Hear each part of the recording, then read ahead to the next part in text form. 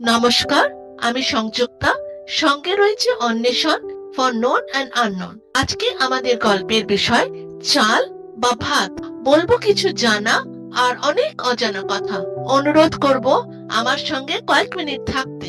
বলবো ভাতের সঙ্গে গ্রেট ওয়াল অফ চায়নার এক সুগভীর সম্পর্কের কাহিনী। সংস্কৃত শব্দ রিহি অর্থাৎ চাল একটি প্রোটো দ্রাবিড় শব্দ, যা ওয়ারিসি বা বিরিসি থেকে উদ্বুদ্ধ হয়েছে বলে মনে করা হয়। ওয়ারিসি বা বিরিসি মানে চাল বা বীজ।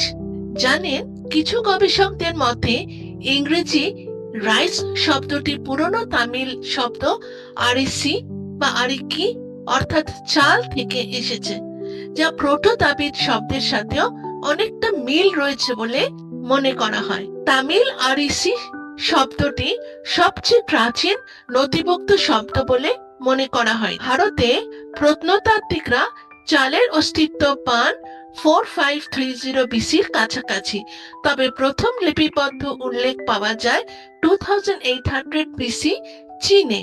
প্রাচীন ভারতীয় গ্রন্থে, বিশেষ করে মহাভারতে, ভাতের প্রচুর উল্লেখ রয়েছে।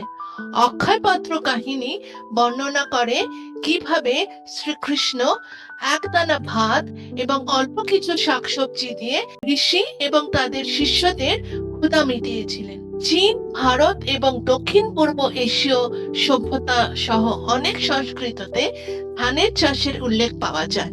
অবাক হবেন জেনে যে বিশ্বের কৃষি জমির 11% ব্যবহার করা হয় ধান চাষের জন্য, অর্থাৎ 50 কোটি হেক্টরেরও বেশি ধান চাষের জন্য জমি ব্যবহৃত হয়।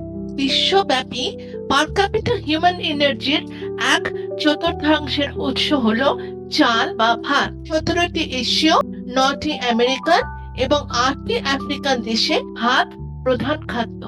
তাহলেই বলুন, বাঙালিরাই শুধু যে ভাত খান তা কিন্তু নয়। ধরুন কেউ 1 কেজি চাল কিনলো। এই 1 কেজি চাল উৎপাদন করতে 5000 লিটার জল লাগে। একটি ধানের বীজ থেকে 3000-এরও বেশি শস্য উৎপাদন হয়।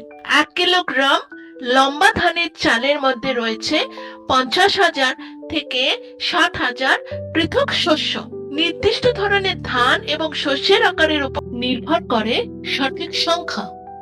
আমরা জানি ভারতে ভাতকে অন্নপূর্ণা এবং লক্ষ্মী দেবীর সঙ্গে তুলনা করা হয়। ধর্মীয় আচার অনুষ্ঠানে এর গুরুত্বের উপর জোর দেওয়া হয়। জানেন কি, ভারতের মতনই অন্যান্য দেশেও জীবনযাত্রায়, রীতিনীতিতে, ঐতিহ্যে ভাতকে ফার্টিলিটি এবং সমৃদ্ধির প্রতীক মনে করা হয়। এটি প্রায়শই ধর্মীয় অনুষ্ঠান এবং আচার অনুষ্ঠানে ব্যবহৃত হয়। আচ্ছা, কখনো কি আপনি ভাতের পাত্রের নিচ থেকে পোড়া ভাত বার করার চেষ্টা করেছেন?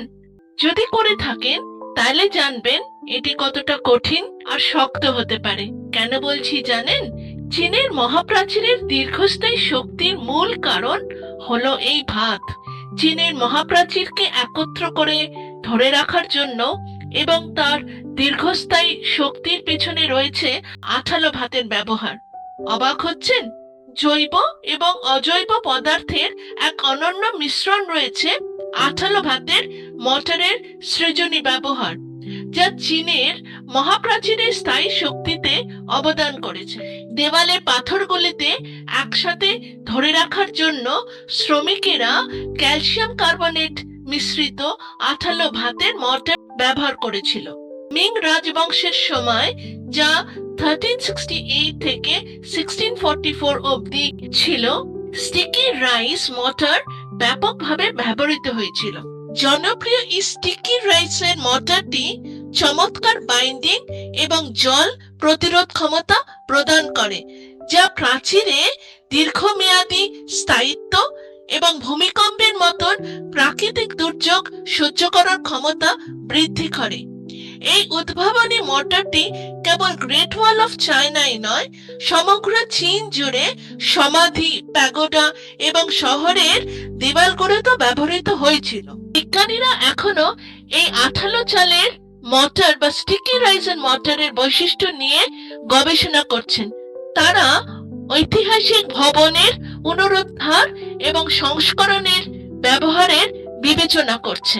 কেমন লাগলো আজকের এই গল্পটি? ভালো লাগলে একটা লাইক, শেয়ার আর সাবস্ক্রাইব করার অনুরোধ রাখলাম। আজ তবে এইটুকু থাক, নতুন কথা আবার হবে।